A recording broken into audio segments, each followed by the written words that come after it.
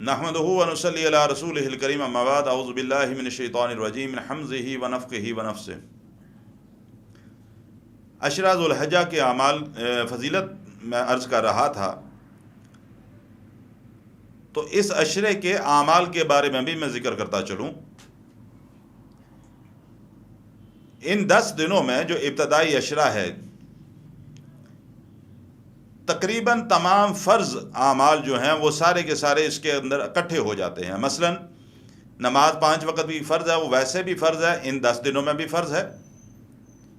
روزے کی عبادت رمضان میں فرض ہے، اس کے علاوہ نفلی روزے بھی ہیں، لیکن ان 10 دنوں کے روزے بھی اللہ کے نبی صلی اللہ علیہ وسلم کے فرمان سے ملتے ہیں۔ عمرہ اور حج کی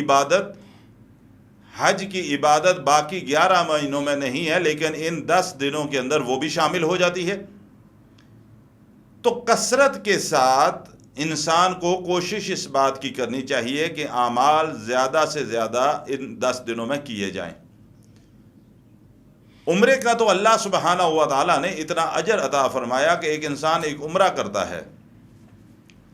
اور اس کے بعد پھر اللہ تعالیٰ کبھی اس کو توفیق عطا کرتا ہے، دوبارہ عمرہ کرتا ہے، تو دوبارہ عمرہ کیا تو اللہ کے نبی فرماتے ہیں صلی اللہ علیہ وسلم، پہلے عمرے سے دوسرے عمرے کے درمیان اس نے جتنے بھی گناہ کیے اللہ اپنی رحمت سے اس کے وہ سارے گناہوں کو معاف کر دیتا ہے۔ اور جب انسان حج کی عبادت کے لیے جائے تو لازمی بات ہے وہ ساتھ عمرہ بھی کرے گا۔ اور حج جو اللہ سبحانہ و تعالیٰ کی طرف سے ہر صاحب حیثیت کے اوپر فرض کیا گیا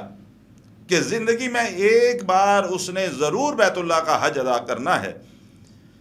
کہ آپ صلی اللہ علیہ وسلم نے فرمایا کہ ایک حج جو حج مبرور ہے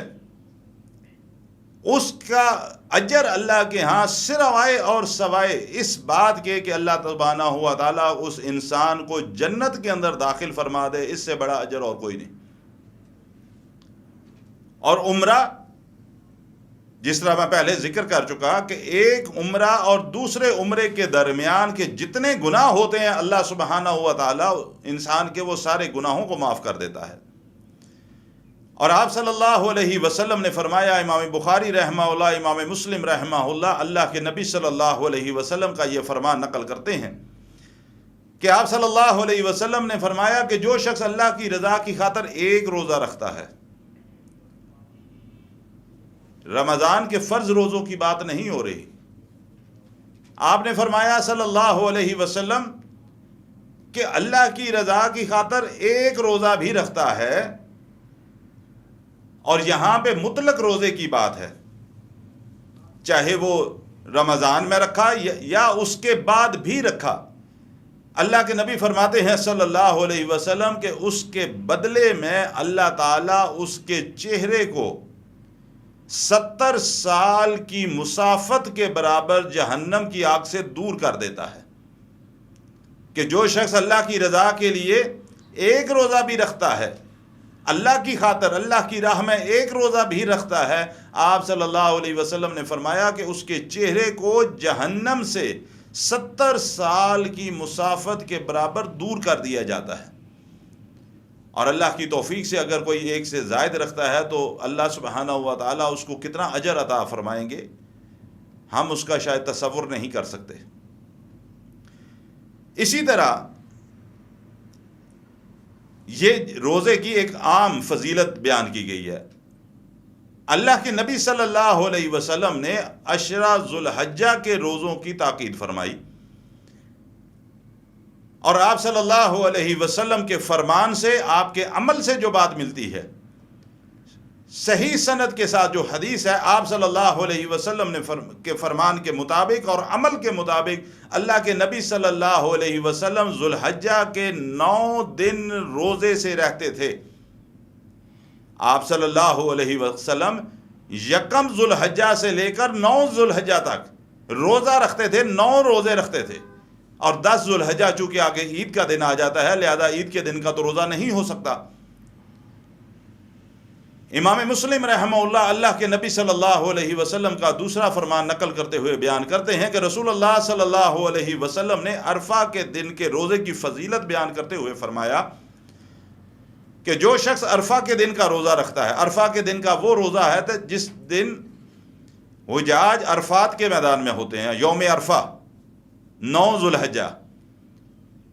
آپ صلی اللہ علیہ وسلم نے فرمایا جو عرفہ کے دن کا روزہ رکھتا ہے، مجھے اللہ کے اوپر امید ہے